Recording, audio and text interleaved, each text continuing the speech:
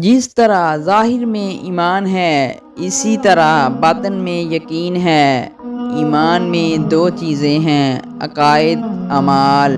اطاعت بغیر معرفت کے بیکار ہے اور معرفت طریقت سے حاصل ہوتی ہے۔ بندے کو اختیار سے کوئی واسطہ نہیں، بندے کا اختیار وہی ہے جو اللہ چاہے۔ عبادت کی انتہا عقل ہے، بغیر علم کے عبادت فضول اور علم بغیر عقل کے درد سر ہے۔ عقل اشراف ہے اس لیے کہ اس سے معرفت الہی کا علم ہوتا ہے۔ فقہا اہل عشق ہیں اور علماء اہل عقل، اسی لیے دونوں میں اختلاف ہے۔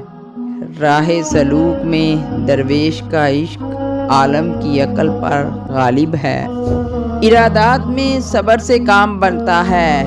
جب ارادات درست ہو جاتی ہے تو برکتوں کے دروازے کھلتے ہیں۔ عقل مند وہ ہے جو اللہ تعالیٰ پر توکل کرے اور کسی سے امید نہ رکھے۔ انسان پر جب مصیبت پڑے تو اس کے اسباب پر غور کرے اور سبق لے۔